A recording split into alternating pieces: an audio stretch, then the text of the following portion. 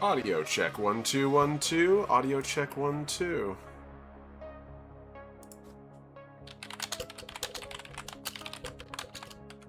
It looks like I'm starting to see folks popping in.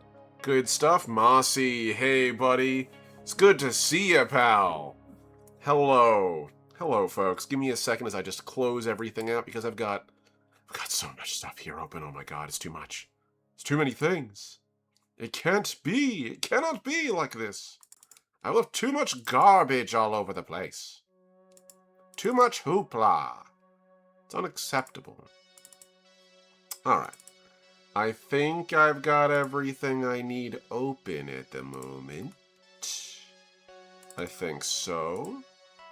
I'm gonna open up a couple of these, just so I've got some art and reference to roll with. And just like that, hello everybody. I am the last Omnitech, your favorite robot American, and welcome. If I can ever get this page to, like, straighten out a little bit. Here we go. Let me just turn the volume a teeny bit. There we go. And welcome to the first session of OMNIHOBBIES. That's right, folks. I bet a few of you are probably wondering, what do you mean, OMNIHOBBIES? How weird is... Oh, hello there. Look how close we are. Isn't this a bit weird? A bit strange? You can see every detail of my pores stretching like a highly over-rendered alpha-level game, like something made by a AAA studio. Notice the small flecks of red and brown in my beard and in my stash, my massive nose, my weirdly big glasses. You can see every detail of me. But why?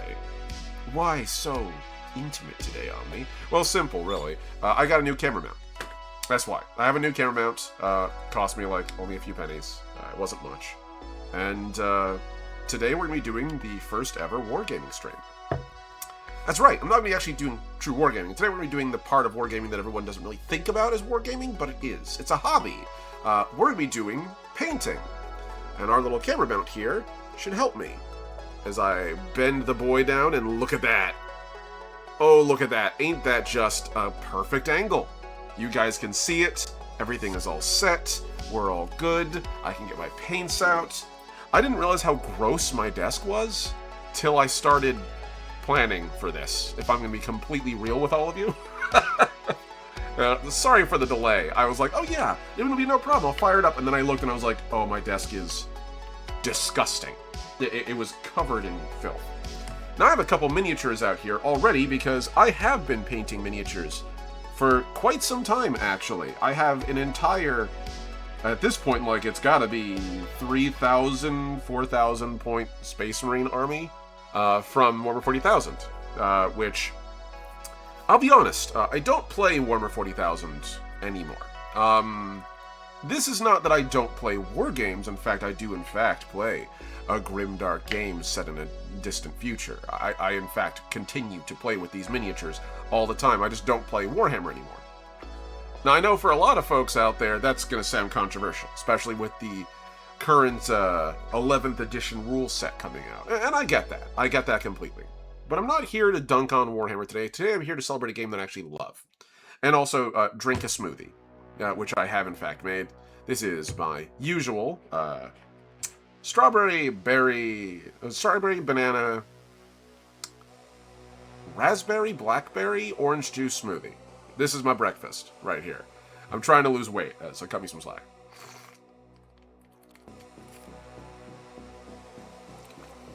This is also my invite to remind you to freaking hydrate. Please freaking hydrate. Seriously, do it. I need you to drink for me. Go and grab yourself some water right now. The only water on my table should not be the water I'm using for painting, which, as you can see, is currently completely clean. It's because we haven't started yet. Now, you're probably looking at these miniatures and going like, but Omni, these are fully painted and based. They're completely done. They're both based because they're, like, actually cool looking, and because they've literally been flocked and based and all set up. And you're right, they have been. These are from my brothers. I call these the Knight's Numinary, hence their unique little sword shoulder pad. I always paint these on by hand. And yeah, I'm really excited to draw some of these, to like paint some of these guys. You might even recognize these, in fact, from my webcomic that I did a while back. These guys are the main characters of my Grimdark Future webcomic known as Brothers, A Tale of Treachery and Doom, which hilariously, actually, this is, if I can get this to focus, hold on, there we go. This is actually one of the characters you guys already saw in the comic, very briefly. I'm gonna load that up for you guys to see what I'm talking about. Been a while since I've opened my Brothers webcomic. It's been way too long. I think it's on number 10 or number 9. There we go. Here we are. It's on 7 and 8. Here we go. Yeah. Hey, doggo. Good to see you. So as I pop over to the canvas over here, and you guys can see what I'm talking about, this is the exact same person. I can scroll down and get my webcam going again. Yeah. Still getting used to the reaching around angles here. It's a little bit odd. So you'll have to pardon me here. There we are. There we go. So you can see this guy here is actually the exact same character you can see on display here. This is actually, and I'm going to open up the page because we actually talk about him. So that would be Ace, also known as Brother Knight Alden Russell of the 13th Black Ring of my Knight's Numinary custom chapter. So I'm super happy to show him off. But yeah, I really like this guy. But I don't really field him in Warhammer anymore. That's because I have a lot of personal grievances with Warhammer. Not the least of which being, I'm poor. And Warhammer's crazy expensive. I don't know if you've seen the prices lately, but the latest Warhammer 11th edition box, which is Blood Angels and Orcs, is like $250. More than, actually. Hold on, I haven't even checked it. It's been quite some time. And I'm mortified every time I do. Games Workshop. You should go to the Warhammer site. See how much the box costs. It's something insane. Let's see. As we all are horrified by what we see, get the rules, pre-order now. Here we go. So we're going into the new edition, Armageddon. How much is... Oh my god! I didn't see that. I was wrong. I'm sorry. I thought it was 250. I was incorrect. It's 295 American dollars before tax, actually, and before, I guess technically delivery. They cover delivery for over 65 bucks. Thanks. Appreciate that. Good to have you, though, dog. I'm glad you're having a salad. I'm glad you're joining us. So that doesn't mean that just because I don't want to use these guys in Warhammer, and also I got tired of paying for the codexes constantly. I got tired of dealing with the imbalanced rules, waiting for months and months and months, the power creep. There's a million reasons I'm not a huge fan of Warhammer, and not the least of which also being that Warhammer's historically done a very bad job of managing, I'll be real, the fascist imagery they trade in. I love the Warhammer universe. I have all the Horus Heresy books. I had all the Horus Heresy books for a long time. I still kept a few even after the divorce. But I can't justify spending money on it. I really can't. Whether they meant to or not, they kind of made the Nazi bar. So, nowadays I play a different game. And that different game is actually known as, if I can open this thing up and properly scale this to fit. There we go. I actually play Grimdark Future. Now, for a lot of you folks out there, you're probably going to go, Grimdark Future, isn't that Warhammer with the serial numbers filed off? And you're not entirely wrong about that. Grimdark Future originally started as OnePage Rules Warhammer, or OnePage Rules 40K. It no longer is, however. OnePage Rules is now its own bespoke rule set, and it's actually great. I can't recommend it enough. For starters, the rules are significantly trimmed down and easier to access than a lot of the other rules in a lot of other war games. It is straightforward, fun, easy, It has all the same armies you can get in Warhammer, the ability to make your own army rules with the existing rule set. Like, straight up, I actually have an entire army book written out for my old Convergence of Cirrus War Machine army that I can't field in any other game, even War Machine now. Now I can, because of this game. For the record, this is not a sponsored stream. I'm not sponsored by OnePageRules. I would love to be. Someone please tell them that there's a guy who wants to be sponsored by OnePageRules. I will gladly return to making my webcomic about OnePageRules if I can get sponsored by Gaetano, the guy who makes this. But that's not why I'm here. I'm here because this summer I'm going to be using what my whole wargaming crew doesn't really play Warhammer. They play Grimdark Future with me, and we have a small group of about more or less 12, 15 people in the Upper Valley area of Vermont, in a little group called the Upper Valley Wargaming Club. So today I'm going to be painting the miniatures I'm going to be running for my campaign this year. I'm actually running an escalation league. It's been something I've been wanting to do for quite some time, and I've tried a couple times to get things off the ground, and it's not easy to get something off of the ground. in case you aren't aware of it, that's a tough sell sometimes. So, at the moment, if this will open, here we go. So, this summer, I'm going to be running the Solstice 2026 narrative escalation campaign known as Charybdis Sector. This is set in the exact same universe as my webcomic, Brothers, A Tale of Treachery and Doom. So, this is set in a section of the Grimdark Future universe, which normally Grimdark Future takes place in an area called the Sirius Sector. This is sort of a neighboring sector. I wanted to make the equivalent of the Imperium Nihilus inside of OnePageRules. If you're not familiar with that, I'm going to try to summarize it as best as I can for you. So, hang on. Alright, it's going to take me so long to get used to being able to move my camera like that. That is so eerie. So, the Imperium of Man is at the moment in Warhammer split in half. A horrifying warp rift has cleaved the galaxy in twain, and now it's almost impossible to get from one side to the other. It is, through a few narrow junctions, incredibly difficult and dangerous, but you can make it across. This has made it so that basically you have half of the galaxy, which is old Warhammer 40k style galaxy, with the Imperium's bright shiny beacon of hope in the Emperor, beacon of hope, beacon of stagnating fascism in the Emperor, shining across half of it, and all the problems there as per normal. And then on the other side of the Imperium Nihilus, you have effectively the time of ending, which for a lot of you Warhammer fans you would know as the turbo apocalypse we've all been waiting for a really long time that was never supposed to arrive because Warhammer can't move the clock forward without changing its whole universe. Well, they did it, but sort of only partly. They made the time of ending so you can have your crazy chaos matchups where you can have chaos versus orcs versus necrons versus whatever, all doing their apocalyptic worst. And then on the other hand, you have the actual Imperium still alive somehow by some miracle. So today, I am currently working on the Charybdis Sector as a thing.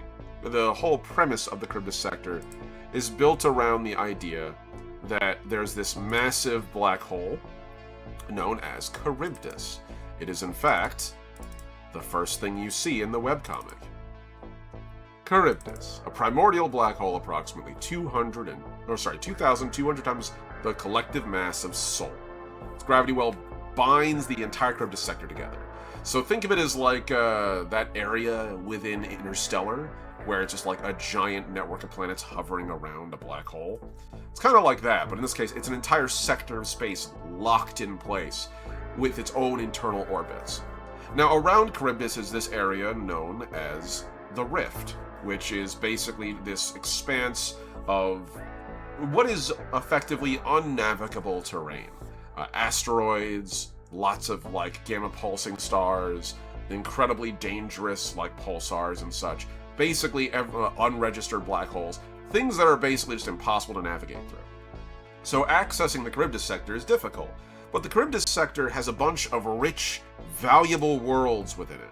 And so, every once in a while you get someone who's brave enough to try to make the crossing. And in the lore of my game, within the lore of the Charybdis sector, the faction that did that is the Battle Brothers. Battle Brothers in OnePageRules are a little different than they are within Grimdark Future, not the least of which being that Battle Brothers themselves actually aren't just like... a little too far. The Battle Brothers themselves are not merely just like a bunch of random guys in power armor chasing after the approval of their ancient dead dad, but instead, in the modern era, they represented a kind of the bad guys of the Horus Heresy. The Horus Heresy in OnePageRules isn't really the Horus Heresy. Instead, it was a schism between transhumanism in the Battle Brothers, uplifted by a man by the name of the Founder, whose whole thing was he was trying to create a race of super people, which, that's eugenics. That's just eugenics. And it is, in fact, depicted as such. It should be. And it should also be considered a little sus. And the rest of humanity that kind of saw what was being done and said, we don't want to do this. This is not a thing we're interested in. The Founder didn't care and wanted it anyway, so he started this effectively massive war. And so, you have this split between normal humanity, which is reflected in the equivalent of the Imperial Guard, known as the Human Defense Force, and the Battle Brothers, who are kind of the Big Brother knows best style super fascists that are kind of trying to conquer the galaxy. Or at least they were until there was a huge civil war, a catastrophe, and basically everyone fighting in it, the humans, the transhumans, and again, some of the Battle Brothers even fought against the Founder, and they believed that people should self-determine. They all got pointed over into the Sirius sector by a spontaneous wormhole event, which created this massive thing called the Radiance Cascade. This is me really truncating the rules and really truncating the lore. Long and short, the Battle Brothers aren't part of the Imperium, they're part of a faction within the region known as the Protectorate. The Protectorate is basically the Battle Brothers and their leader, and the many different contingencies within. It's sort of this eugenicist-esque, I don't want to say paradise, but it's depicted as being this very sort of polished society that doesn't really have room for people to mess up, or have individuality in that way that allows you to sort of break things and make mistakes. Whereas on the other hand, you have the HDF and humanity, and all of them are kind of doing their own thing. So in my little setting here, the Charybdis sector is largely been conquered by the Battle Brothers at the time, until the Rift kind of acted up and cut everyone off for a while, locking all the gates that allow you to get from one side of the Rift to the other. This is where we pick up now. Hundreds of years later, the entire sector is effectively in chaos. The Battle Brothers are returning to try to reclaim it, and all the other factions within the Grimdark universe, like the Grimdark Future era, are trying to gain access to it. You have the Orcs, you have the Dwarves, you have the Space Elves, you have the Robot Legions. Everybody's trying to pile in and do their thing. Alien Hives. Everyone wants their piece of this massive pie because the Charybdis sector has so many resources that are untapped.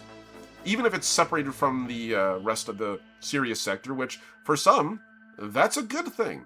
If I'm a pirate, I don't want to be near where the authorities are. I want to be separated by it, and having a giant cosmic event like the Rift between me and the cops, yeah, I'm down with that.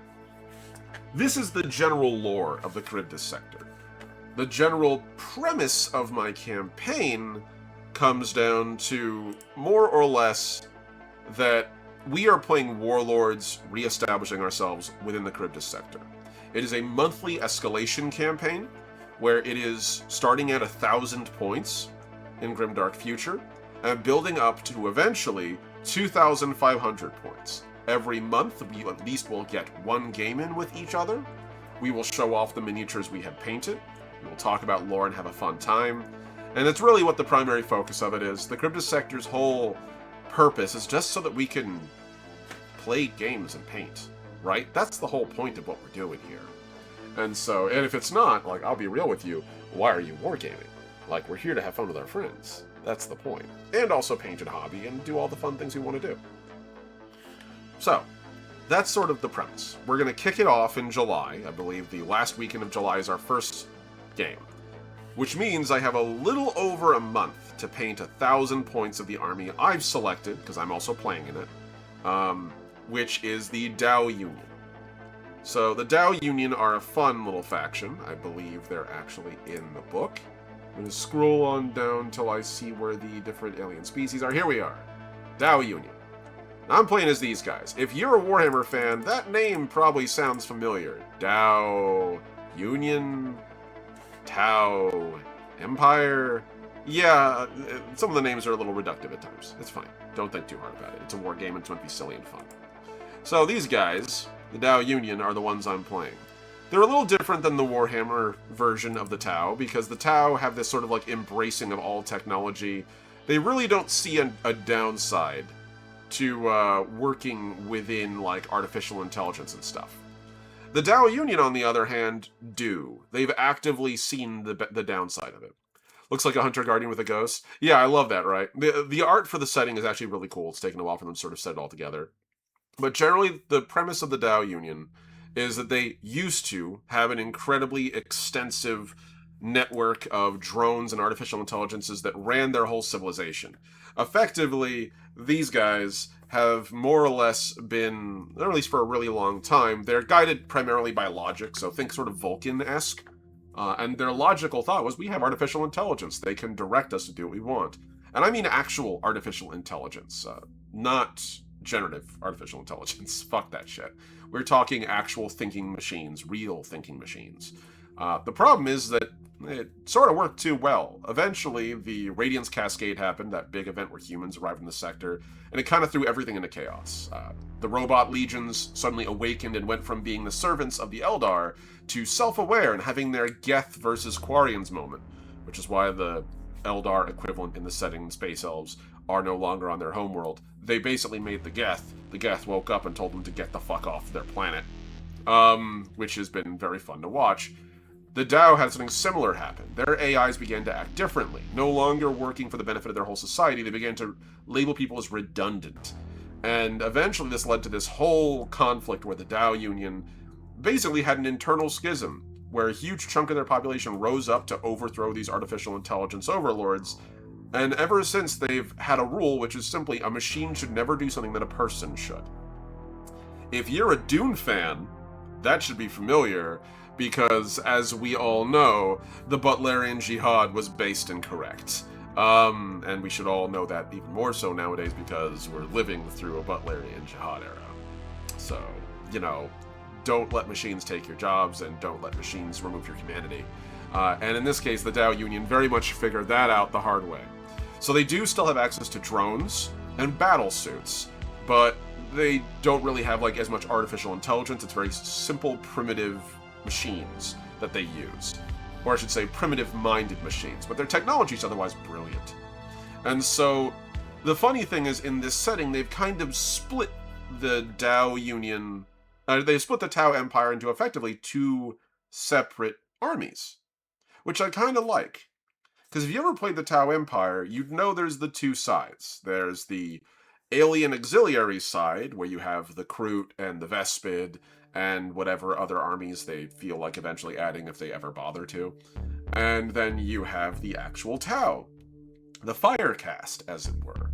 So on the one hand, you have this Bubblegum Crisis Gundam Robotech-ass giant robots, highly polished soldiers, firing guns, gameplay style that's designed to basically play like a more modern style military in a setting where everyone's wielding swords and knives and cosmic magic.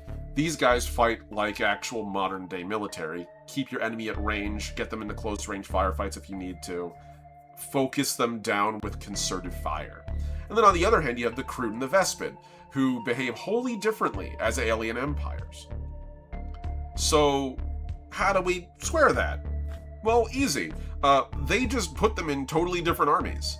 You can ally armies in OnePageRules, rules, by the way. Like, there's nothing stopping you. You can make a mixed list. It's actually based into the rules. You can just be like, oh yeah, just add another army list into this, and it'll tell you how many points you can put in each allied army.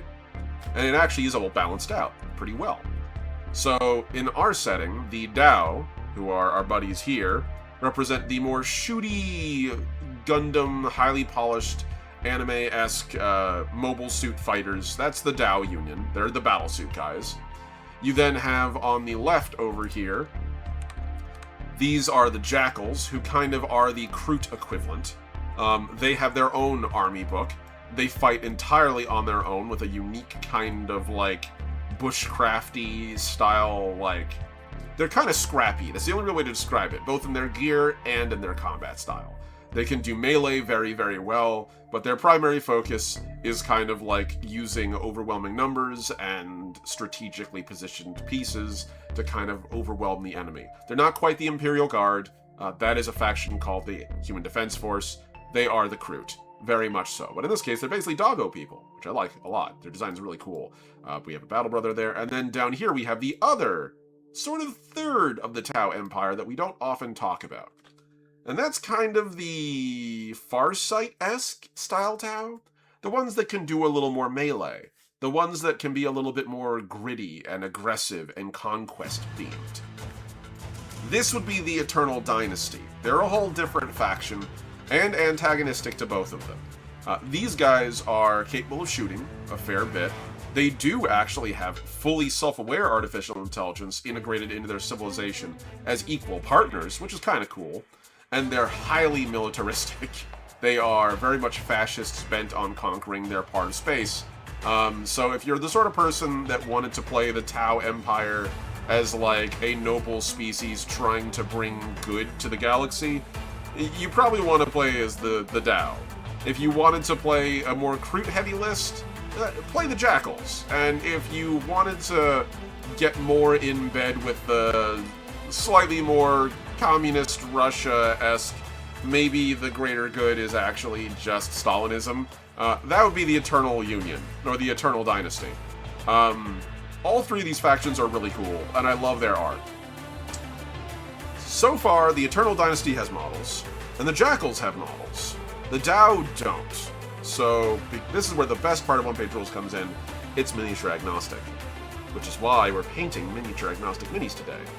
I have gone and acquired several dozen miniatures of a particular manufacturer by the name of Piper Makes. So, Piper Makes is probably one of the coolest creators I've ever seen in this space.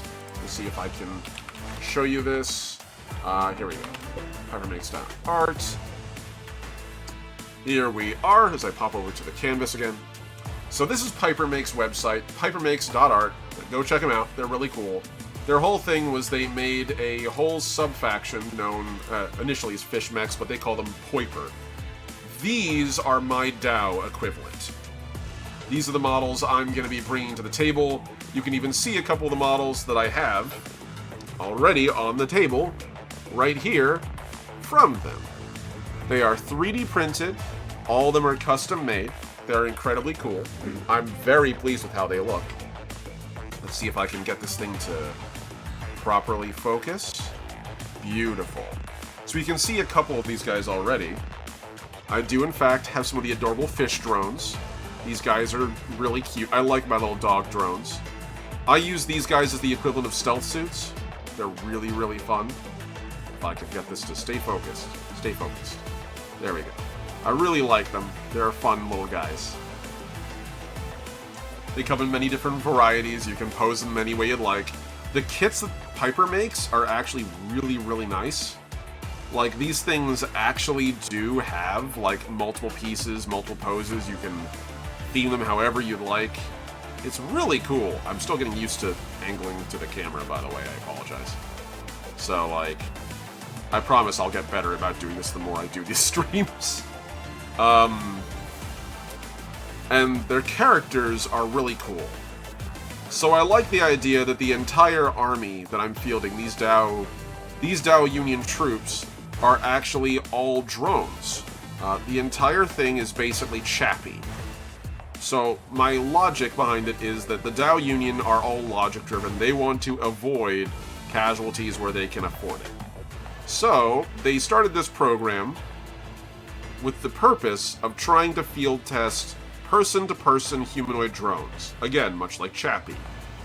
If you've ever seen that movie, it's really good. So every single trooper in my army is effectively fighting from a control chair, piloting each of these bodies remotely to minimize casualties. these are the troops I'm bringing to the battle. I'm really happy with how this looks. Like, these guys look really cool. So these guys are the equivalent of my breachers here. I have pulse shotguns on them. Within OnePageRules, one of the best parts of the system is that there's not a crazy amount of power creep. So, like, the guns these guys have are actually really effective. They're not over-tuned, they're just tuned the right way. You can even see this guy's got a little backpack on there to help shield his mates. So I have 5 of those guys right here in a squad. That's 5 breachers, or in this case, security grunts, as they're called. I have 5 security grunts. I have 5 marksman grunts. These are the more traditional pulse rifle-wielding fire warriors.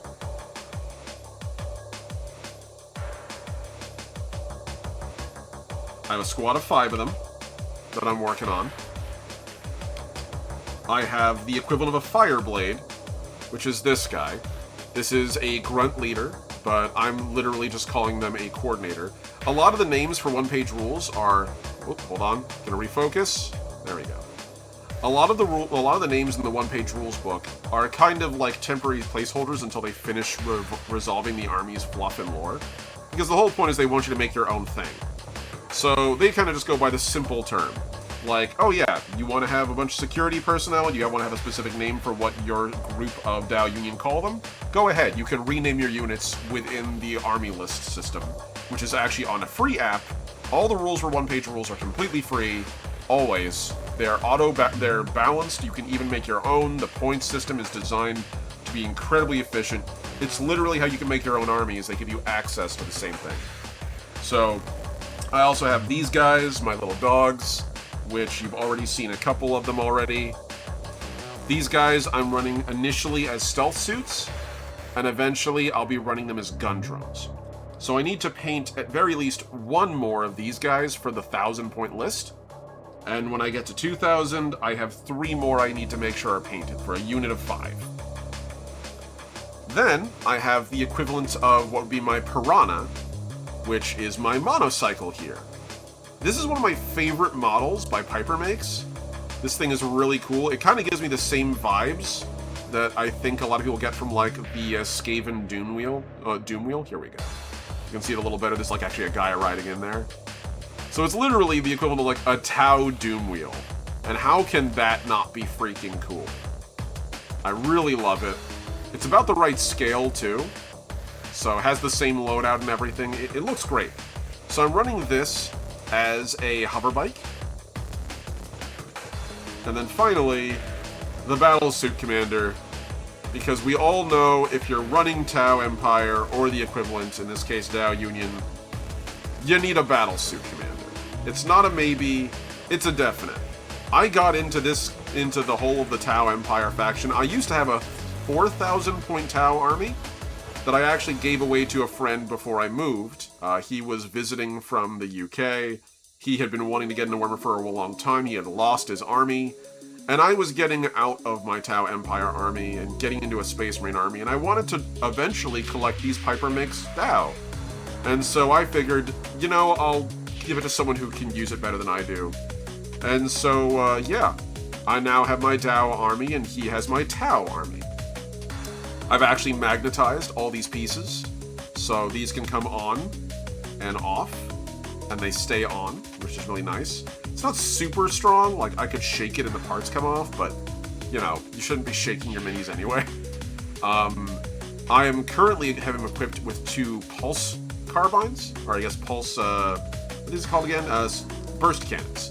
Hilariously, within OnePageRules, they're called BRT cannons, you know, BRRT, which I think is really funny. These are also magnetized, so they just sort of slot back in, which is really convenient.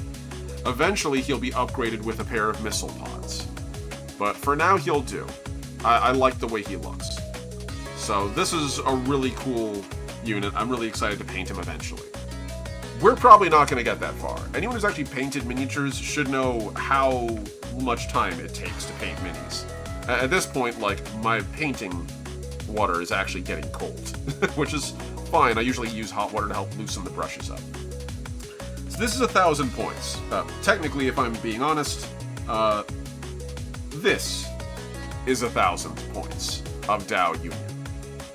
when I bring it up to 1,500, and I'm gonna pop over here into my army builder so you guys can see.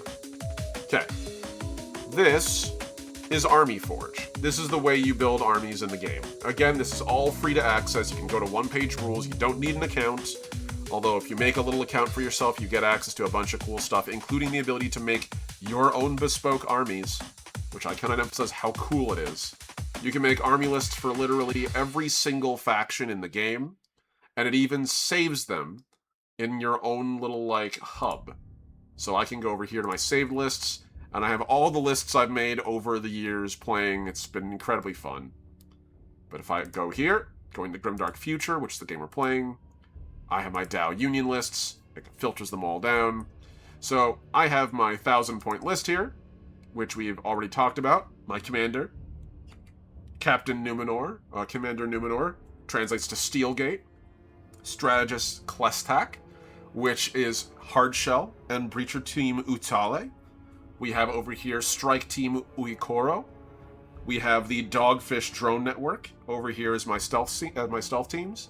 And at the very bottom, I have my Monowheel Scoutcraft, which is just a hover attack bike. That's 1,000 points. Now my 1,500 point over here is basically the same thing. However, I expand with one major purchase. And this is probably one of the coolest things I've got. I'm going to bring it over. Yoink. This over here, which is, I know, hard to see right now because of the angle. This is the equivalent of my Ghost Keel. I'm going to show you how big it is by having it stand among my troops. Pardon me, guys. We're going to scoot a couple people around so I can fit it. My commander's going to, for the first time ever, take short shrift. This is my Ghost Keel suit, or the equivalent.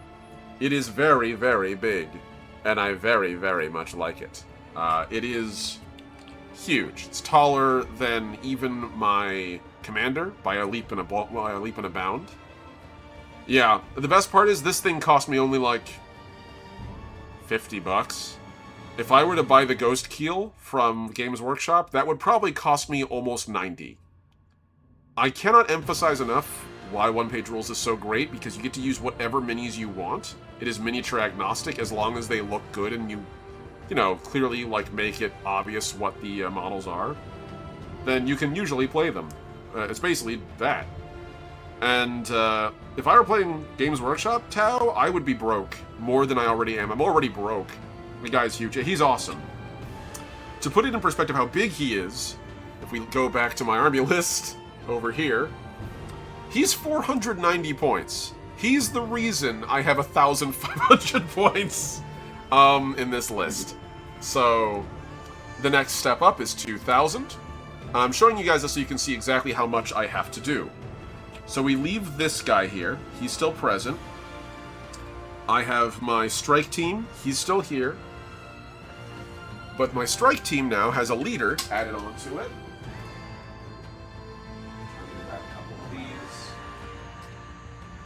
Because I need to actually keep track of all this.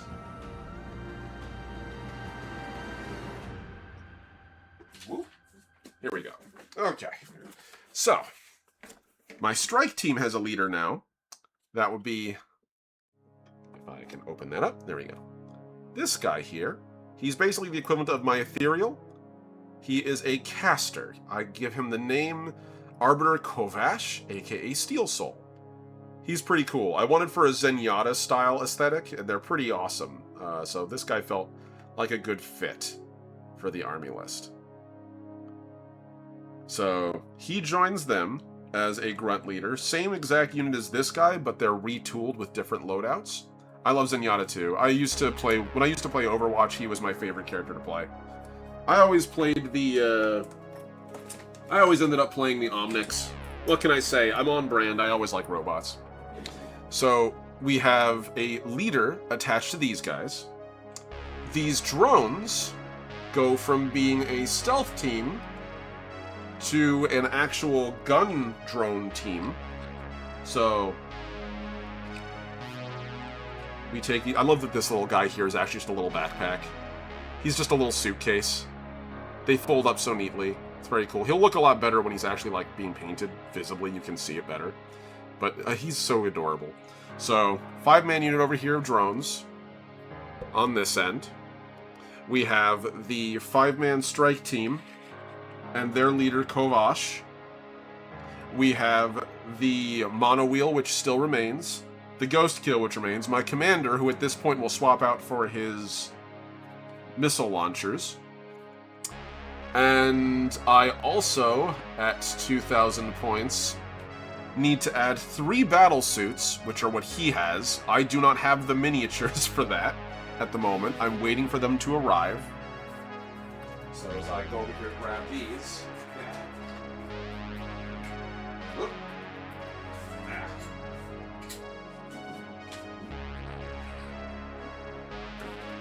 So we have, to make sure we've got this all clear, 3 battle suits, whose bases I have set out here.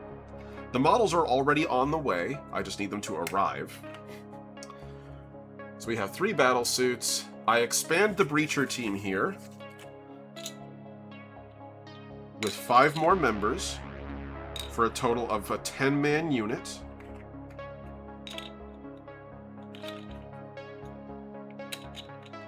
And then finally, I add some snipers, who I already have a couple of these sniper drones painted. I really like the way these guys look. They're very cool. I'm very happy with how I've managed to get the painting done so far. It's a very straightforward, clean aesthetic, and I think it looks good. I wanted to challenge myself with a gray color scheme and a black color scheme, with a little bit of like a splash of yellow and blue, and I think I got it pretty well. Like, these guys look pretty decent. So it's 3 drones, and then finally, there is one final step, which is 2,500 points. And I have one thing here that I have nowhere else, and that would be the same sort of thing I did last time I needed a 500 point boost. I'm adding a Titan, known as a Tide Titan. If you're a Tau player, or you're familiar with 40k in any way, a Riptide would be the equivalent. If you're looking at the actual, like, size of the army. Let me make sure this is playing. I don't know why it got so quiet. There we go. So what's happening? Why am I not hearing any music? So we're going to go back over to the cam here. So we have our little dogfish. Also, again, I cannot emphasize this enough. Please make sure you support artists. They're all very cool. Like, these guys make so much amazing things. Piper makes this one artist who's rendered all of these. They also have another faction, which I'll show you afterward. If you're a fan of the Eldar, they have the Void Crafted, which are really cool. So, as we go down, you can see my fish leader, my fish mech leader, the Gobi. This is the modern version of that model. And they even have a bunch of different versions of him. I really like how, like, creative they get with some of these designs. It's just really freaking cool to see what they do. I'm gonna zoom out a little more so you can see a little bit better. But, like, very laughing octopus. So down here we go. So the sturgeon frame, I believe, is the size of the model that I want. We're gonna zoom in here. So one particular one, I'm making a Tide Titan, which is actually, as I zoom this over here, that is actually going to be this guy on the right. This big cannon guy is going to be my Tide Titan. I'm super excited for that. They are really cool. I love them. And I just cannot wait to field them. So, like, that's sort of the whole list I've got going here. You can see a bunch of other miniatures that they've had over the years, but like... And hey, look, my mono wheels are over here too. So yeah, they've got a bunch of cool stuff. I can't recommend them enough. This is if you have a 3D printer. I don't. They even have the Void Crafted, which are kind of their Eldari equivalent. So if you wanted a really cool space elf army, which I'm not gonna lie, there's a part of me that really does, but I don't have a 3D printer, so it's probably for the best. I also don't have much space. I can't recommend Piper Makes enough. If you have a 3D printer, go give them a look. Their model kits are just so freaking cool. But yeah. So that's kind of eventually what the goal is here. I'm going to ultimately go forth, and I'm going to be making... Just make sure I've got this right. Yeah, there we go. Godforge. I'm going to be making all these guys. This is eventually going to be 2,500 points. But it needs to get painted and assembled in certain tiers. Now, I'm starting one at a time, because I only need to paint so many of them at a time. As far as the battle suits go, I do in fact have what the battle suits look like. I want to show you guys. And I have the ultimate big mecha that I'm going to be bringing to the table, which is the Tide Titan. It's on page 2. It's on page 1. Where are you? I just bought you. I just ordered you a few weeks ago. And I do not see it. Oh, there it is. Okay. So here we go. I'm going to zoom in here where I can. Alright. So, the battle suits, which, again, I love. I think they're very cool. And the Beluga, which is the Tide Titan I'm going to be fielding. These are eventually what I'm going to have. The Beluga is going to go on this base. And to put it into perspective, you said how big this guy is, my Ghost Keel, and you saw how large he was. He's big. Bigger than my whole army combined, basically. That's the size base for my Tide Titan. So, yeah, it's going to be nuts. But all of this is the eventuality of what I'm building. Not what I need to build today. Not what I need to paint. We're not going to finish painting all this today. Not even close. I'm not that much of a masochist. I want to eat dinner tonight. I want to spend time with my wife. And some of these models aren't even present for me to build yet. So, we're going to clear off all the models that are not here yet. Put their bases elsewhere. I don't need them yet. We're also going to clear off all the models that I'm not going to need to paint for this next month. We're just going to focus on 1,000 points. I'm hoping I can do like one of these streams every week until I'm fully painted. I hope you guys don't mind it. I think this is going to be a fun little experiment. So we're going to put away our Zenyatta-esque commander. We don't need him. I really still like... Look at that. Look how cool this guy is. Like, hold on. Camera focus. Focus. There we go. Look how cool this dude is. He's so awesome. So, I don't need my ethereal equivalent. As awesome as the snipers are, we don't need the snipers today. And we don't even need the majority of the drones. I just need to have, by next month, by the last weekend of next month, and let me just get these guys a little more together so they're a little more visible. I just need to have these guys painted. I've already got a painting formula written up, knowing exactly what I need to do. So let me open that up, and you guys can sort of see what I do whenever I'm talking about making a painting formula. I go to the Owned by Me. You guys aren't seeing what's going on in my Google Docs because I have so many Google Docs. It's unbelievable. Here we are. Okay. So, say hello to my Nemyar Prototype Technology Edition, or Technology Coalition, which used to be Tau Empire, is now DAO Union Long Range Recon Expedition. I have all the names of my characters here, which are the working names until we get a little more lore about the DAO within OnePageRules. They're going through army by army, and we're learning a little bit about them. The core rulebook has a fair bit about everybody, but not like in great detail. Not really at codex level yet, kind of just like at starting level. And yes, they do have the equivalent of the Saurus from Warhammer Fantasy. Those are called the Saurian Star Host. They are present both within the Grimdark fantasy version, which is like the classic fantasy style game that they have, and also the Grimdark future versions. So the Saurian Star Host are fucking awesome. And they have a bunch of other stuff too. They also have the equivalent of Skaven in the future, the Ratman clans. All really cool. They have a lot about all these little factions in shorter detail. However, also their Necrons are really sick. I have a Robot Legion's army, and it's just, it blows my mind how cool they are. They have a lot of models already set up, and they're going through each of the armies to give them actual lore books. So like, as an example, the Eternal Dynasty got their faction book a little while ago.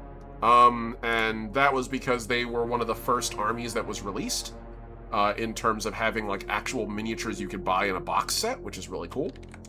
And the Alien Hives, their equivalent of the Tyranids, just got their army rules. Their armies and their lore are really awesome. I'm not gonna lie, this is probably the biggest, like, this will get me thrown out of the hobby space opinion. I actually like OnePageRules' army lore a little bit more than 40k's. Because Warhammer 40k is basically built around the idea of everyone is a wargaming army all the time, and that means that everyone has to be a bastard and a half.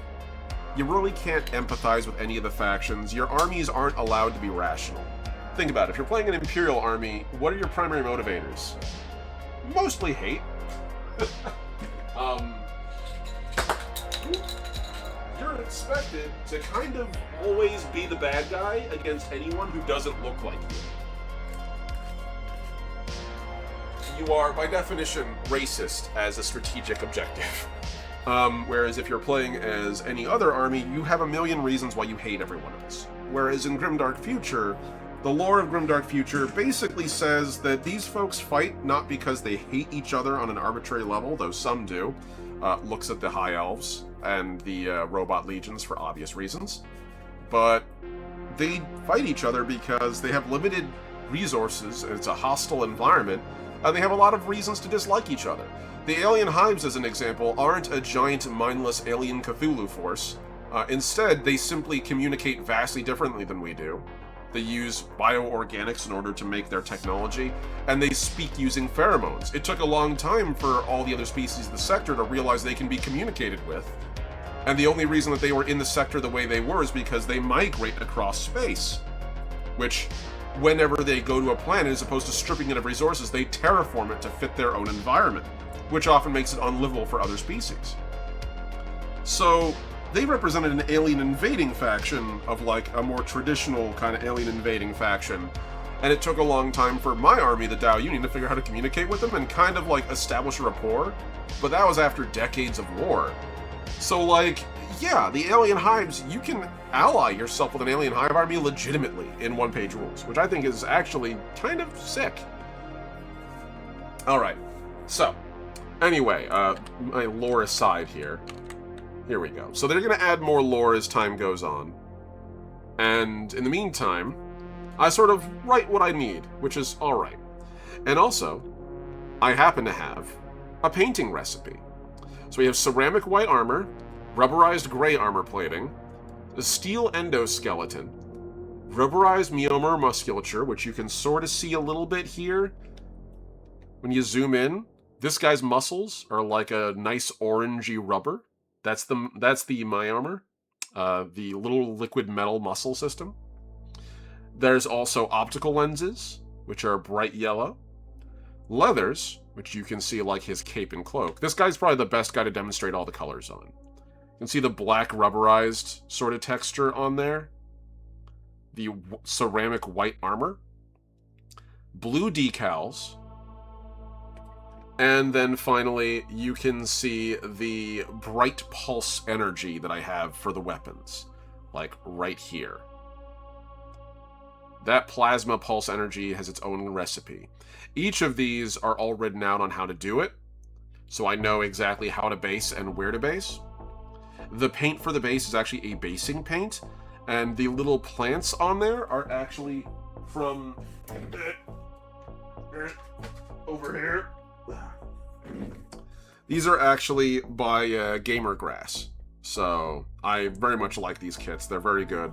And some of these are older, like, Gamer Grass sets. I can't remember the exact, like, variety, but I have it in a little container. We're not going to worry about basing right now. We're going to worry about painting.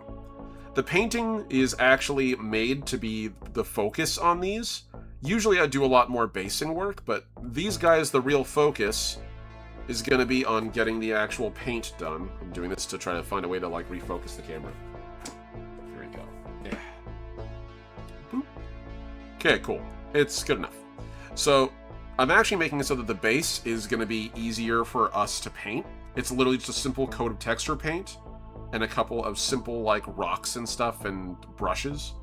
And the effect is pretty good. You get this sort of, like, desert mesa look, which doesn't take away from the miniature at all, which is good. Hey, Kanan, how you doing? These are miniatures from Piper Makes, which I'm using as my DAO Union army in OnePageRules. So I'm going to be painting some of these guys today. So let's start with a couple of basics. In order to get things going, we need to get the endoskeleton. Actually, no. We're not going to do the endoskeleton. The endoskeleton is actually pretty restricted on these guys. Instead, yeah, we can probably start with, like, the rubberized color. The gray and the black. We'll do that. Okay. So we'll do a little bit of metal and a little bit of the gray-black endoskeleton. I'm going to try to paint we should probably paint a thing first. It's not going to be one of the vehicles. Much as I love my mono wheel and as much as my commander battlesuit begs. Thank you. The commander battlesuit is the one you were talking about. Yeah, I like him.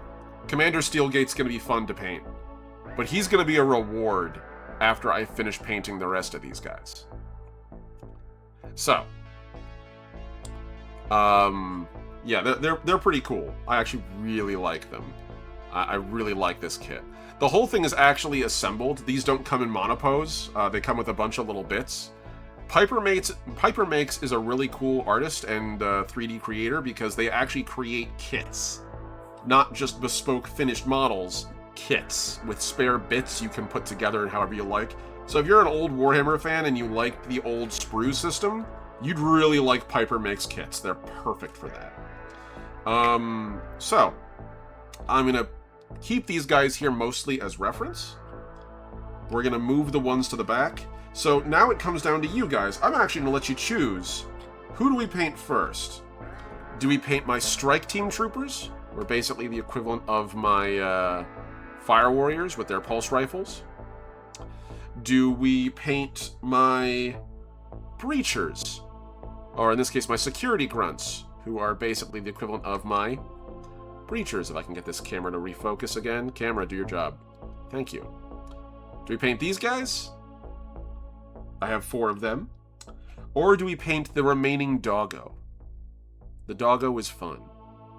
They're all fun, really, but like... So I'm gonna post a link to where you can find all these miniatures. Let me just... over here. Here we go. So I showed earlier you can actually go to pipermakes.art if you have a 3D printer. You can buy their minis there. If you don't, they also sell through Godforge minis. They have an entire section on Godforge minis, which I will just literally open for you guys. Hold on. I gotta zoom this out. Here we are. So you can go to Godforge minis. And when you're there, they have the whole Poiper section on the front where you can buy the minis from them. You just go down to Poiper, click that, and you have access to their whole list. I'm, again, not sponsored here. This is just a really cool creator. If you're in the continental US, Poiper Makes is a good place to go to. If you're not, you can find them on Etsy as Piper Makes. And it's still great. It's all great models. So I'm going to open up a, if I can actually get my little section open here. Let me open this up. I'm still learning how to lay out my desktop for this, so pardon me on that.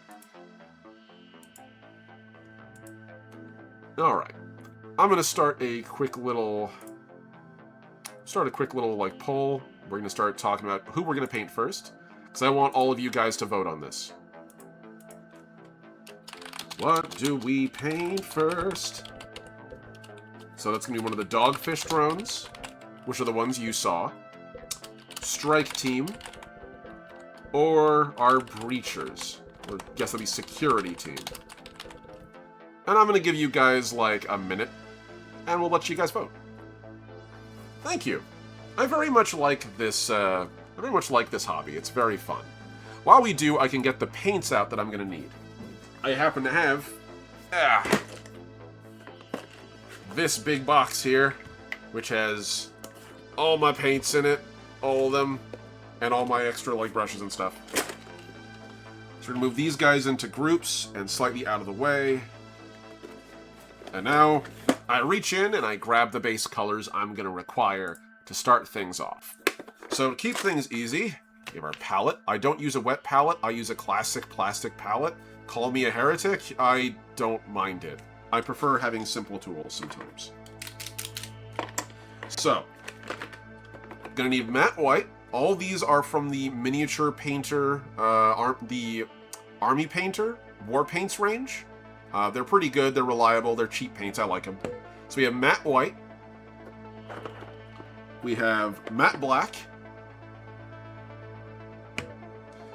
I'm gonna need Nuln Oil is the one thing I don't use, or one of the few paints I don't use that is actually a Games Workshop paint. Like, this is actually a Games Workshop paint as opposed to an Army Painter paint. Because Games Workshop just really knows how to make good, like, technical paints and oils and shades. So occasionally I use those.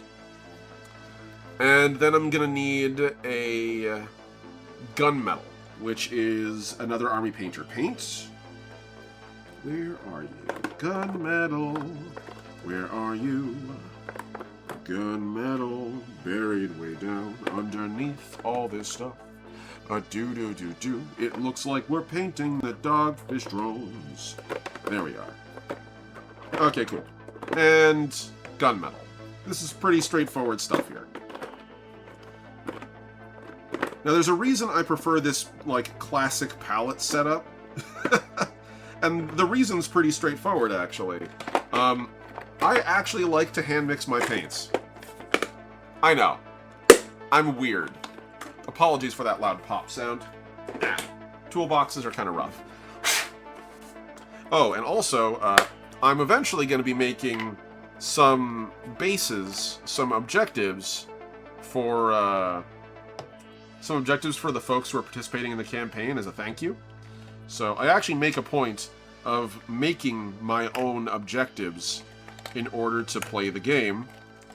So, like, whenever I'm fighting on the battlefield, I have these little guys all available to go.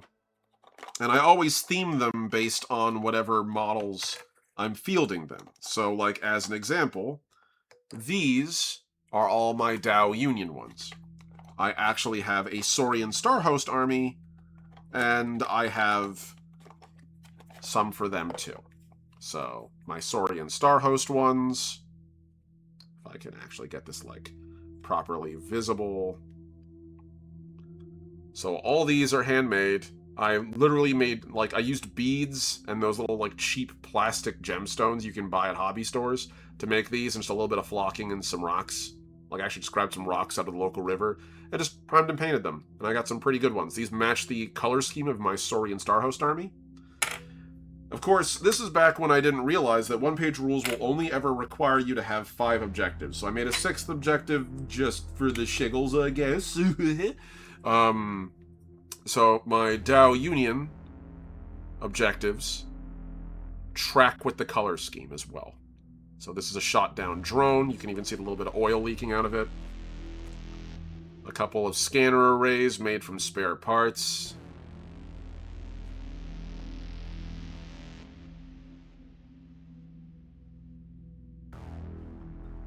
And then a couple of recon drones out and about doing their job.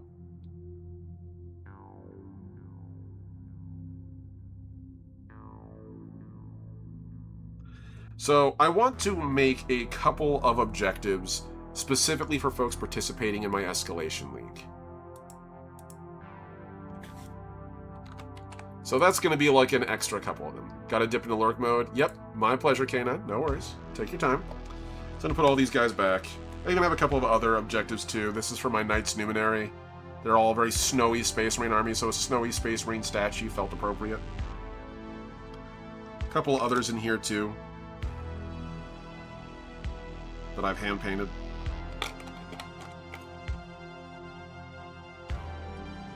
So, really happy with how most of these have turned out. Hold on. Just gotta get that to refocus. Focus. Focus. There we are. So yeah, I've got a couple in here. I've even got one that is Siva themed for you Destiny fans.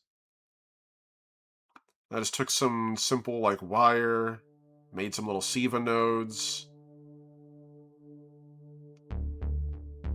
and painted the whole thing like a Siva node network taking over a gun on the battlefield. I wanted to originally make my Chaos Army Siva themed, and I'm still probably going to do that. You can even see I have like a little magnet on the bottom, and I at one point drew the Siva logo on there, but it got covered up by the magnet. No one really looks on the underside of the objective, so I'm not worried about it. Okay, I'm going to put these guys away so we can sort of get to work on the dogfish. So the dogfish are kind of weird. Being that they're all drone, like the whole thing, I don't need to worry as much about like the rubberizing layer. It'll be present, but it won't be nearly as big of a deal. Also, another thing that's nice about these things being made out of beads and stuff is they're pretty durable. So like I don't have to worry about dropping them or breaking them. Okay. Put these objectives away. Mumbo Jumbo, you are AFK. I'm gonna take that mustache away. There we go. Put that over here. Cool. Alright.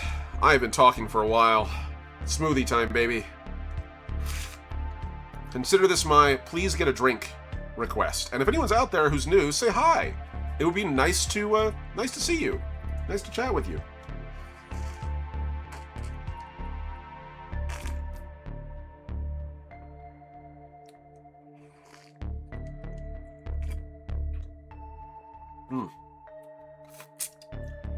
Thank you for giving me that moment to drink smoothie. Smoothie's good. Okay. So we have our brushes over here. Most of them are not that abused, so they look fine. I have a combination of old Games Workshop Citadel brushes. I have a couple of Army Painter brushes that do their job. They're fine. I have this Royal brush here that I got as a gift. And a couple more here and there. A lot of these are really, especially the dry brushes, are very thoroughly abused. You can sort of see that they have a rough time. I need to actually clean some of these. Alright. And I have my palette. So we're going to start with the first layer here. Now, first layer we're going to do is the steel endoskeleton of these guys. So you can sort of see a little more closely that these guys here actually have like little metal bodies. Let's see if I can, yeah, there we go. They got like little metal undercarriages and such. So I'm gonna just do my best to actually paint those areas metal as best as I can, and then everything over that will be fine. So, let's start that off. The first thing we're gonna need in order to do the metal is gonna be a simple coat of gunmetal by Army Painter. Again, not sponsored by any of these. This is just what I use. I like Army Painter as a company significantly more than I like Games Workshop. So, you know, that's why we're here. Always make sure you tighten the tops. And one of the nice things about the Army Paint War Paints range is they all come in little droppers, which is really good. So you can get exactly how much paint you need on the palette. And you can put little metal ball bearings in there, and then just if you need to mix them, it works pretty well, actually. I don't have my paints go out nearly as fast anymore. My Games Workshop paints all go out in a couple of months. Like this is over 2 years old, and it's still flowing fine. So I'm going to first start by taking my standard layer brush here. This is my Citadel layer brush. I have the equivalents elsewhere of the rest of these. This will do fine. And I'm just going to take this and dip it into my water here. Just sort of help me straighten the point a little bit. I do my best to try to keep these brushes as clean as possible. And there we go. And that is a pretty that's about as close to like a sharp point as I can get on this old layer brush nowadays. And we're gonna get to it. So you can see my little doggo here. Move these paints out of the way. I'm gonna have these other little dogs here as my reference. Move my strike team back. Move my security team back. Move my commander back. Especially the ones that are fully painted, I do not need them getting dirty.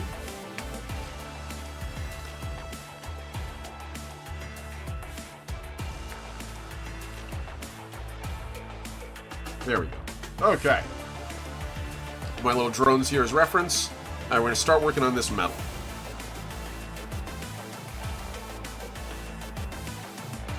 So mostly where I'm going to be aiming to get the metal on this guy here is actually going to be on the part where it's focused. There we go.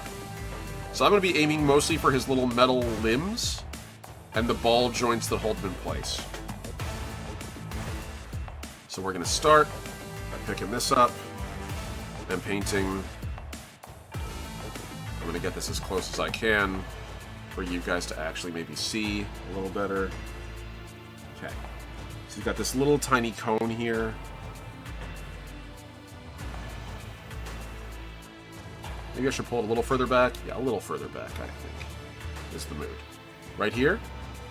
Yeah, that seems like it's okay. Alright, so I'm going to get in there that as close as I can.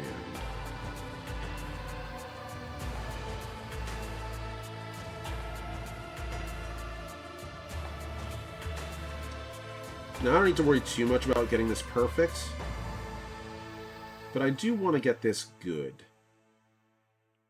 So I'm going to get this as close as I can. If I lose any sharp points on here, I'm going to take my brush, dip it back into the paint, and kind of use the paint to help it sharpen again.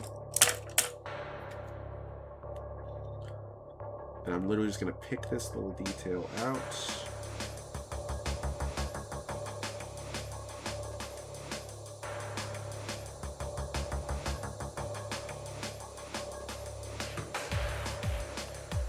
Okay.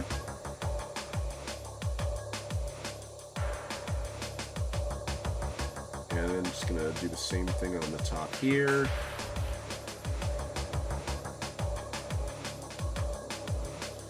Try not to, like, get any details destroyed here. Now, one of the things that I often recommend a lot of new-coming painters do is water down your paints. It'll help encourage putting on thin coats and not destroying any detail. I am probably the worst person to learn that from because I don't actually usually use thinned down paints too much. Instead, I usually tend to do things in one fell swoop, which is not very good. Duncan would not be proud of me with his too thin coats.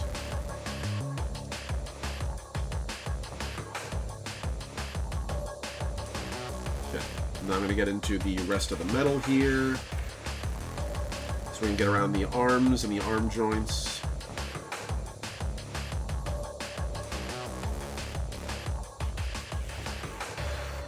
Now I'm going to go over a lot of this later with Nuln oil, so it'll look fine by the time I'm done. That'll give it a lot of depth of shade and color. And again, I'm no professional painter here. This is entirely amateur hour. I'm here for the fun of it.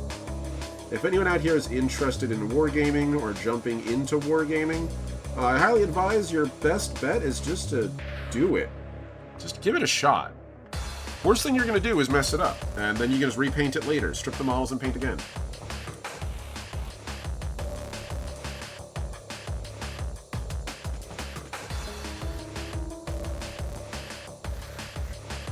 I'm sort of doing my best to sort of get in there where I can.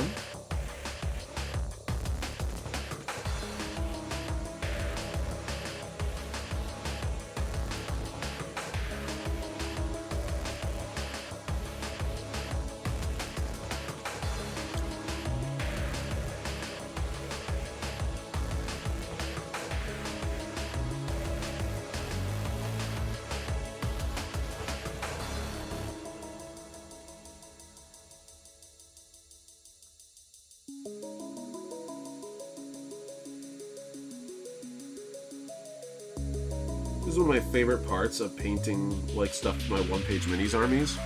So I get to paint all these cool models that are usually much cheaper than if I had played like a more bespoke, you need to use our models style game. Miniature agnostic games are just so freaking great, and I love them to death.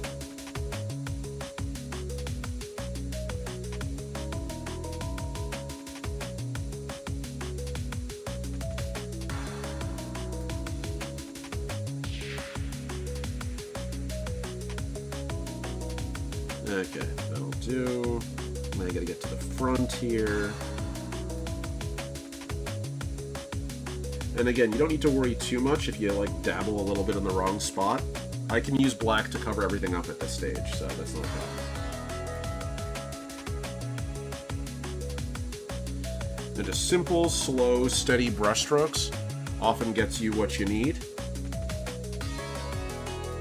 If your hands quake a little, which everyone's hands do, you're powered by electricity created by chemical reactions. It's not the most stable arrangement. Then your best bet is to do what I do: lock the two bases of your hands together, right down here, right at the seat. And in doing so, your wrists there will actually help stabilize your hands. So at this point, even if my hands quake, my whole hand quakes, my whole arm quakes. But my model doesn't move relative to my paintbrush. It's actually a useful little tip.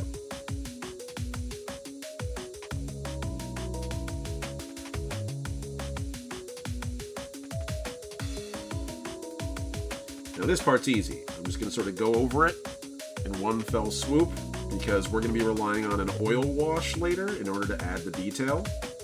So this is basically just what's referred to as dry brushing, but in this case I'm really more like wet brushing.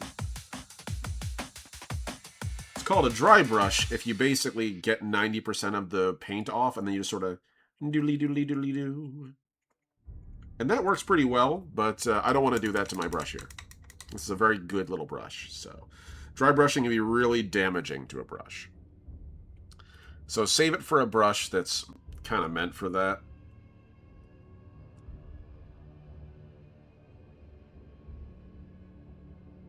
There we go. Hit that with a little more of the gunmetal silver.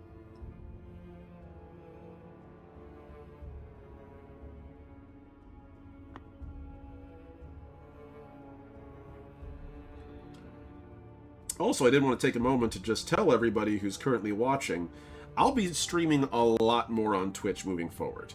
I was recently introduced by a friend of mine who does broadcasting on Twitch and YouTube, that in fact there's a way to just straight up import like entire videos, entire streams from Twitch onto YouTube. And so I kind of feel a little bit like the only reason I was largely moving onto YouTube was so that I was going to be able to save my videos, especially my long-running videos where like you want a record, like my Twitch streams for my actual play content. But it unfortunately comes with the caveat of they have like a very hard limit on who's going to be, who can watch on YouTube. It's like you can only have 12 people watch live on a live stream unless you have like 1,000 subscribers, which is kind of ludicrous. But on Twitch, I've already reached affiliate status and I make a little money on it. So I'm not going to stop doing stuff on YouTube, for the record. Like, I'm still going to be doing stuff on YouTube fine. But it does mean that I can focus on where I'm already a little successful and where I know people can watch my content and still sort of get people to see it. And if people miss it, they have a place they can go where they can watch it. Plus, I still want to do a couple of, like, actual YouTube videos. I want to do some hobby videos. I did a couple of interviews with folks at MayhemCon. So, like, I do want to actually do YouTube content. But it'll be nice to not be forced to do YouTube content. In order to, like, just maintain a record and start fresh again. That'll be, like, the third time I've had to start fresh because of, well, basically the bullshit of corporations. So it's nice that I won't have to do that. So long and short, expect me to start doing a lot more of these kind of streams. Of, like, all sorts of varieties of streams.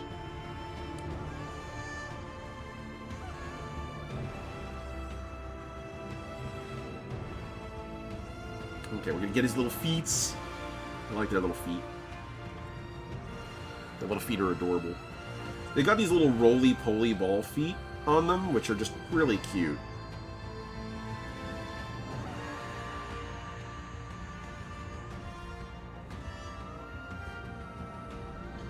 Now again, do your best to not erase any detail here.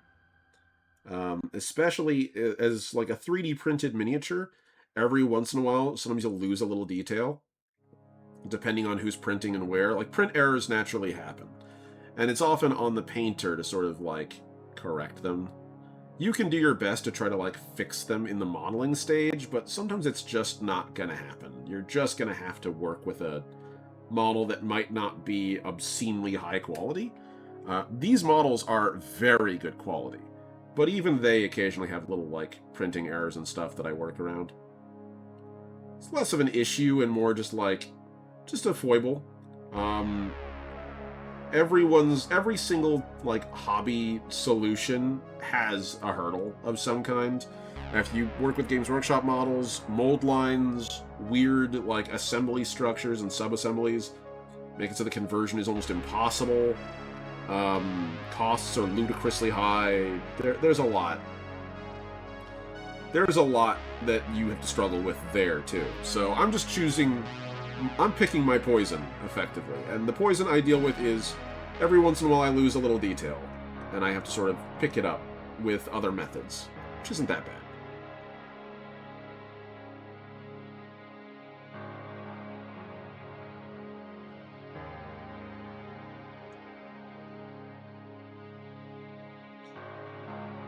There we go. So we got most of the metal endoskeleton on this guy. Still have the back left leg a little bit to go. And we have all the little, like... I don't think we have to worry about the metal on the spine. Because if we compare this guy to the pre-painted model I've already made, it's really just the legs. It's just the legs and the leg joints are where we see the metal on him. So as long as we... on these little boys... As long as we get that in the little, like, area around the face, and also the gun barrel on the little tail on their butt. I figure these guys are kind of like the... I don't know if you guys remember the Zoids mech called the... It's the Rev Raptor? The Sniper Raptor? Yeah, Sniper Raptor. Where, like, its tail sort of ratchets out to become a gun. It's kind of how I figure these guys fight. Like, these guys have their fusion weapons in their tail, and they just sort of sprint up and then flip around and fire the gun at you.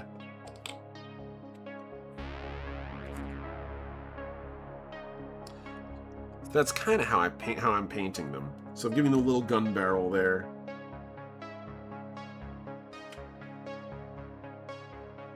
So we're going to go to the back feet.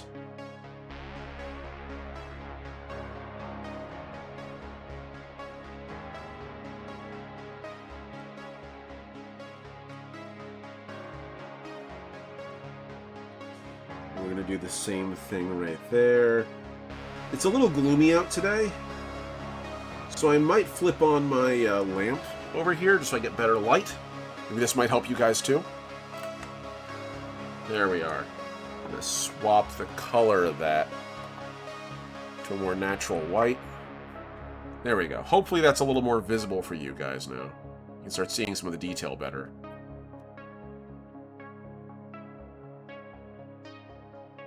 Okay. So I'm going to get in here, and we're just going to sort of get in the back leg there a little more. And again, detail's going to be delivered by an oil wash. Now, oil washes are basically where you take an existing acrylic paint, or you basically just take the medium, which is the liquid that makes up the paint, that suspends all the little metallic flecks and actual pigment that goes into the paint. And you kind of use like a much more liquidy medium with a much lower, like a lower concentration of the actual like pigment within it. And so the pigment naturally settles within the oil, and when you paint the oil on something, it settles into the recesses and gives you this really cool kind of like shading effect. It's a great way to like help shade models, to help get detail into like small corners that you just wouldn't be able to paint otherwise, just wouldn't be possible.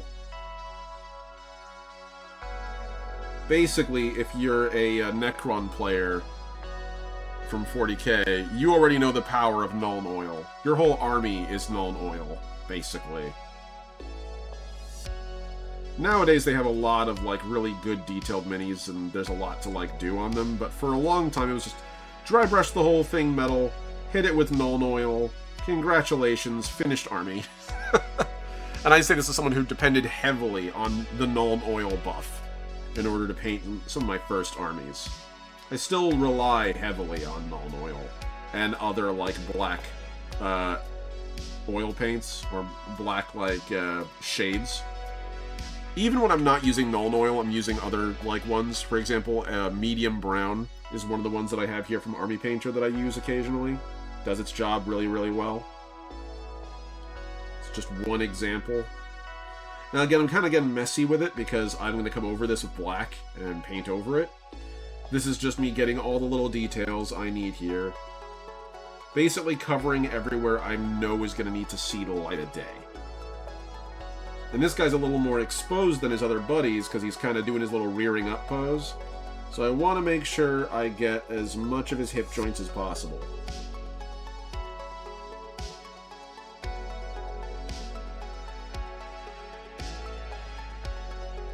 And again, I can go back in later with black and cover this up. And in fact, I will, eventually. Now this is probably the most delicate part here. Just a nice little edge highlight on that. And that'll do fine.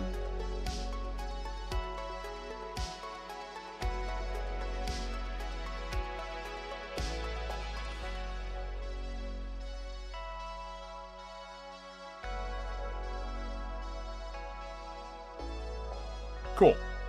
So he's got his little gun barrel tail picked out. You got the metal of his body more or less all handled. Feeling pretty good about it. I'm going to need to do, like you can sort of see on the underside here. I'm going to see if this will actually focus properly. Ah, we had it. We had it. There you go.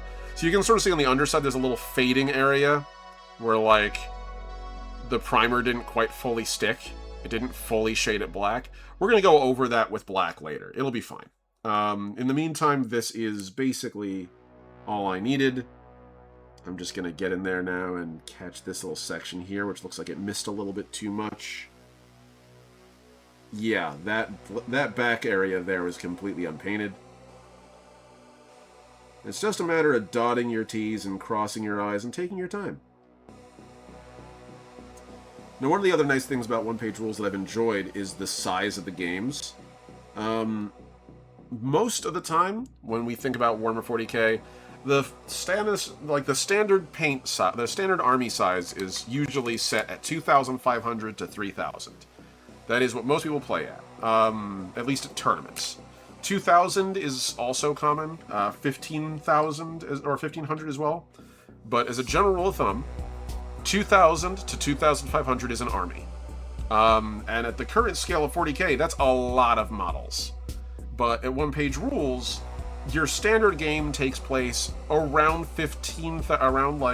usually 1,500 to 2,000, which is, I mean, what you see on the table right now, as I've mentioned before. This is an escalation league, so we're starting small. So 3 stealth troops, 5 security drones, a commander not a commander, but a captain. An infantry captain attached to the 5 security drones, 5 strike troops, a battlesuit commander, which is so big he kind of like sticks out of the back and he's harder to spot. And my mono wheel drone and my mono wheel vehicle here, that's 1,000 points. That's not that many to fit into a pretty solid game.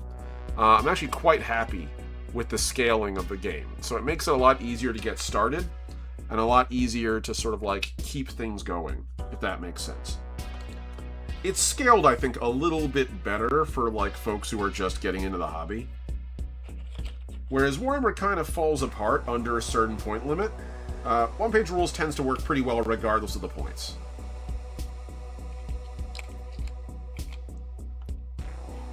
So, looks like we're pretty set here on this guy. Time to hit him with the Nuln Oil buff. You all know what I'm talking about. And if you don't, again, as I mentioned, oil washes are kind of the baseline of how you manage to get things done for getting shading in, like, especially narrow little spaces. Like, this little guy's armpits are not easily accessible by any stretch. So the best way I'm going to be able to do that, as opposed to just, like, getting in a brush there and then somehow just ramming it into his little armpits, is putting oil in there. And the oil will sit in the recesses and naturally give a shading effect. And the oil I choose is Citadel Paints Nuln Oil Gloss. It's a shade. Look, I'm gonna be real. I don't recommend a lot of Games Workshop stuff and Citadel stuff anymore because Games Workshop charges through the roof. I still have the price tag on this. This is not the current price tag. I bought this Nuln Oil a few years ago. I'm pretty sure that the current price of Nuln Oil is like very closely pushing 10, if not more. And it's very common to find that. Let's see, so let's go to the Warhammer.com. I need the paints. Looking for paints. Let's see, build and paint. Paints. We need a technical paint, so I'm going to go to the filters. Shade. Okay, good. So it looks like right now, before it gets shipped anywhere, the current price remains at $7.80. Ain't that lovely? But that's $7.80 out of the box at GW. Most stores have knocked that up to like 8 or 9 at this point. 10 is a pretty decent rounding number. So this is usually because of the way GW tends to price their stuff. So we're going to take this. It is an oil. So I'm going to just shake that up, mix it a little bit. I can hear some of you guys going like, no! I don't care, man. It's Nuln Oil. This stuff can survive an apocalypse. Okay, pop it open. Now you're going to be very careful with this stuff. Shades spill everywhere. I am wearing black paints. But I don't want this on my computer or me. But if you get it on you, it will stick on you for quite some time. Unless you get it really quickly. So we're going to avoid that as best as we can. Now usually the way that I do this is you sort of dab it a little bit in. Not a lot, but just a little bit. Until you can see that the brush absorbs it like a sponge. You can sort of see how like that brush there has sort of, it almost sort of looks like it's black at the tip, but you can see the base colors underneath it, underneath the bristles at the back. That's how you can tell your brush is loaded. You don't need the whole thing. It's a very heavy coat. So what I'll usually do is I'll just take this, dab it on the edge of my palette, of an empty dry palette section, and then go to an area where it's relatively dry, which all of it should be now. This acrylic paint dries really quickly. And just go to town. Just cover it. And your goal is to get it in every recess you can. Be liberal with it. And as you do, hopefully you guys can see it a little better, you can sort of see how it's filling into these areas. It's actually like adding a little detail into them. There we go. Get a little more, and you can sort of see like it naturally pools in certain areas and adds texture to it. That's all we're doing here. We're adding texture. My recommendation, use the heaviest blobs of Nuln Oil or whatever shade you're using Army Painter has plenty of good ones too, but this is like the best metallic one I can find on the market. Put that in the spots that are the darkest. It'll naturally fall down with gravity. It's a great way to build a shadow really quickly.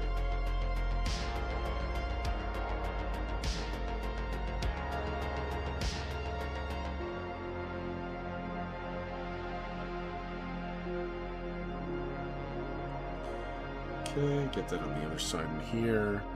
See if I can keep this thing focused where it should be. Sometimes it's very hard to figure out, like, where the sweet spot is on this camera. And sometimes it just focuses away. I'll never figure it out. Okay. So I'm going to take that and sort of hit these exposed areas. Hit the joins on the shoulders.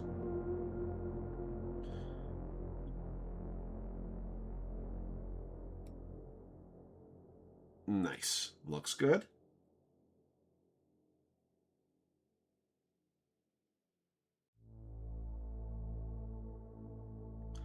We're going to do the same thing over here on this side. Wherever we can get it, it'll fill in. Add that detail we missed on the paint layer. Now, I'm not like Miniac or a lot of other incredible painters out there. There are a million amazing painters. I'm not a display painter as much. I'm an actual, like, gaming painter. I paint my armies for the purpose of putting them on the table, eventually. So I'm not out there winning any Golden Demon Awards. I'm not out here trying to compete for best painted, except in a tournament, maybe, where the models are actually in use. Best painted army is the most I'm ever going to get. And that's okay. I don't need it to be fancy. I don't need to be the best in the world at painting my miniatures. I just want to paint them the way that I want them to look. And that's just a simple matter of practice. Practice, practice, practice. Now, there are ways to, of course, get your army painted without painting it. The most common is hiring painters to do it. However, the trick with hiring a painter is oftentimes you won't get exactly what you want. They'll be limited to whatever paints or methods they have or they specialize in. A really good painter might be able to replicate your formula exactly, but it'll take a lot of money and time. So if you have plenty of money, and you don't mind paying for shipping 2 ways, or you're okay with letting someone else paint your army however they are going to interpret it, you probably want to paint them yourselves. It's part of the hobby, I would say. And it's a fun part of the hobby. It's part of what makes the game of miniature wargaming fun. Is you get to take your models, your little mans, or your little womans, or your little they-them-bees, or genderless abominations, if you're, you know, playing Tyranids. Much love, Tyranid players. And you can make it your own. You can go ham and have exactly things the way you want. I think everyone who's played a modern video game, especially if you played like modern shooters or RPGs, and you're like, man, I wish I could paint the armor, right? I wish I could change the color of this gear to match exactly my aesthetic. Anyone who's ever played like an RTS game and like, oh, I wish I could paint my army a little differently. I don't like the way they render it, or I don't like the way that model looks. Like, it's cool in a lot of ways, but it's just slightly off of the aesthetic I would like. Well, in wargaming, you can. There's really nothing stopping you except for the company that makes the game. And that's only if you play at a tournament or an officially sanctioned event. As a general rule of thumb, you should always make sure that if folks want to play with non-sanctioned minis, that as long as those minis make sense and they look good on the table, like, it's fine. It's not a big deal. Let people have fun the way they want to have fun. I love the equivalent of the DAO army. I love, like, their army rules. I like the DAO Union, I think, as a faction. They're really cool. I like the Tau Empire back in the day. They scratched that Robotech itch I didn't know I had when I was a kid. And now that I'm an adult, I can gleefully say, yes, I did, in fact, love Robotech. And yes, I'm gleefully aware it's actually just a ripoff of Macross and it got its own life and all that. Yeah, I know. But I love that. And I can make exactly what I want for it now. I'm not required to build a monopose model that costs $150. If I don't like those models, I can get the ones I do, and I can field them. OnePageRules is great for that right now. OnePageRules remains a miniature agnostic space. And you can field basically every army you want, and it behaves pretty much like you'd hope the army would. Okay, so he's more or less shaded out, which is great. So I'm going to take this, always dry off your brush afterward. I'll usually take it as I dry it off, and I'll kind of just, like, sharpen it to a point where I can. Use fresh water as I do. And this sort of helps you get that fine point, which even on, like, a layer brush like this, having that point helps. Helps you get detail later. There we are. Okay, cool. That looks about as good as I think it's going to get. More or less, that's pretty sharp. There are some really sharp detail brushes out there. I don't buy crazy expensive ones. I tend to just get whatever is available. So, like, I had these old Citadel brushes from when I first started. They're okay. Like, you pay for what you get. But Citadel loves to charge a name brand price on their stuff, even if it's just alright. Their brushes are fine. I have no problem with Citadel brushes.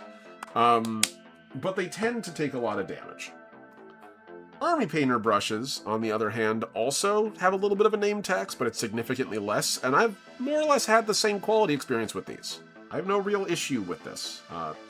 This is a pretty fine highlighting brush, and it's held its point since I bought it pretty well, actually. Like, I got no beef with these. So, like, use whatever makes sense for you when you're painting your models. That's the important thing. Use what works for you. So here you go. You can sort of see now, if I can zoom him in, zoom him out. There we go, get the camera to focus. So you can see now that oil wash has given his little metal endoskeleton a lot more detail in just one pass. It doesn't take much to get a good-looking model. Just a little bit of effort. That was 2 coats. Just a simple splishy splash. Alright, so I'm gonna get in there, and I can still see a little bit of, like, there's an area I want to sort of trim off. Hold on. Other hobby tools you might want to have at any point in time. X-Acto knives. Incredibly useful little things. Just be careful. This will cut you. This thing is so sharp, looking at it the wrong way gets you cut. Whenever I have, like, little nibbids and stuff on the base, you can sort of see there's, like, a little ridge there I'm trying to get rid of. You can see a little better when I put my finger behind it. Yeah, that little imperfection. This thing is so sharp, I can just sort of take it. Always cut away from yourself, for the love of God. Please, please, for all you modelers out there, I see a lot of folks where they'll do like this. Technically, this can stop the blade, but if you slip, it'll put your thumb right on it. For the love of God, don't do that. Just cut away from yourselves, you freaking maniacs. I say this because I see a lot of hobbyists do it, and it's just terrible. You should have nothing in front of you. If I slip and I miss, I don't hit myself at all. The blade is not possible to hit me. Like, as you can see, it'll actually hit the breech before it hits my finger. Then just a gentle push. And just like that, I got the little bit of imperfection off that I didn't want.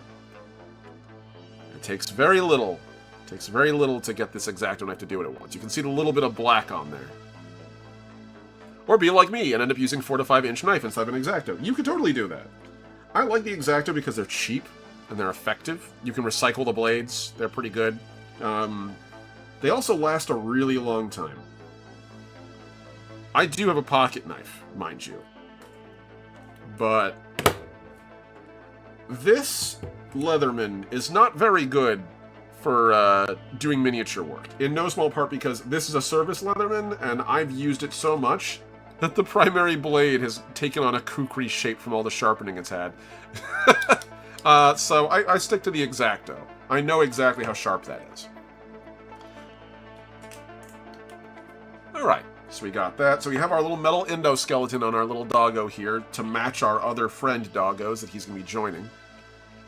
So the next thing we have to do, if we go over to our color scheme again, as we look over here. So the next thing we have to do is the rubberized gray armor plating. Usually I do the gray plating, and then I go to the ceramic white armor. But we can sort of do it either way. Maybe the white armor is the right play. It's hard to tell. I think, looking at this guy, I think the rubber plating is the best. Because then we can do the gray over the top of that and add the rubber once more on top of it. That's what we'll do. Okay, little guy. So we're going to use the other little dudes here as references for where plating and color goes. So the good news is basically everyone that's not metal is going to get this black rubberized kind of color on it. Now also, I'm going to just leave this metal here just in case I need to touch anything up. It'll be good for at least a couple minutes. So, in order to do my rubberized gray armor plating, I have these mixes here. I again tend to mix my paints manually. So, we have 50-50 matte white and matte black. You'll notice it's the exact same start as what's up here. 50-50 matte white, matte black. The difference is which way it goes, basically. Now again, army painters are dropper bottles, and I have metal balls in here, so helps me mix. Okay, so as I pop back over to our little camera, I'm going to open this up, and you can see occasionally I'll get like a little bubble here that'll show up on the top. Don't worry about it, it's fine. I'm just going to take this, lift up the little thing here. I'm just going to choose a slot. These are all cleaned, by the way. It's just I've used them so much.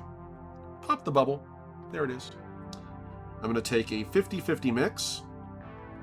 So I'm going to go with 1, 2, 3, 4. That's 4 drops of black. I'm going to need more, I'm sure. In fact, hold on. 5. That should be plenty. That's 5 drops of black. And again, matte black, War Paints Fanatic range. This is the Army Painter range. It's fine. It does its job. It's cheap, it's affordable, it's effective. Then 5 drops. Yep, there you go. That's 1 and 2 of Army Painter Matte White. 1. This will be 4. And that'll be 5. Now, there's something I'm going to tell you guys for all you folks who are new to miniature painting, which is the fact that you'll always find that whites are always one of the hardest ones to get right. In part, that's the chemistry involved. Almost all white is titanium white. Pigments are literally just metals floating in a suspension. That's how you get these paints to work. Always make sure you shake your paints as well. So these usually are titanium white. The titanium gives you that white color. Titanium oxide. So, under most circumstances, a titanium white is not a stronger pigment than whatever you usually use for black, which is my understanding usually carbon. So carbon tends to overwhelm it pretty heavily. Now over here I have what I like to call a mix-in brush. You can see at one point it was way back in the day before they even called it a Citadel brush. It was a Games Workshop Citadel standard brush. Now, there's effectively no more brush on this brush. This is now what I would refer to as a mixing stick. Take it, and literally, for me, in order to get that perfect, like, gray, I just combine the two together. Do your best to pull the paint from the edges, so it doesn't just, like, build on the sides.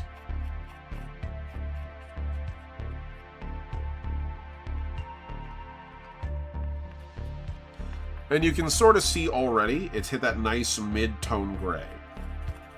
This is one of the other reasons I really like Army Painter. Their pigments are strong enough where I can mix them together and get good results. And then usually what I'll do is I'll put this down. And in order to get my first, like, coats of paint, I'm going to go over here and I'm going to grab just, like, a standard brush. I can find a nice, good standard base coating. Here we go. It's a nice base coat brush. Boop. He'll do fine. Put this over here so I don't lose it. Don't lose these guards, by the way. It's what helps them keep their shape. I'm going to hit this brush, get it nice and moist. Here it comes with my hands, make sure it's actually receptive. Now I'm going to take the paint off the end of my dipper here. And put it on the edge of my palette. I don't want to waste any of this paint. It's good paint. And we're going to need a lot of it, so no worries. Okay, cool. Then take the dipstick and just drop it back in the water. And just like that, it'll clean up really fast. This is all acrylic-based paint, so it's a water base. It's water-soluble, which is good.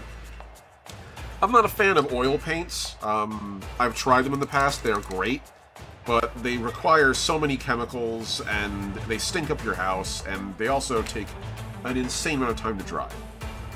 So, I'm also going to take a quick moment here, add a little bit of black into a separate container, to a separate little cuppy. And I'm going to quickly fix the little areas that I can see where the paint is sort of spilled over.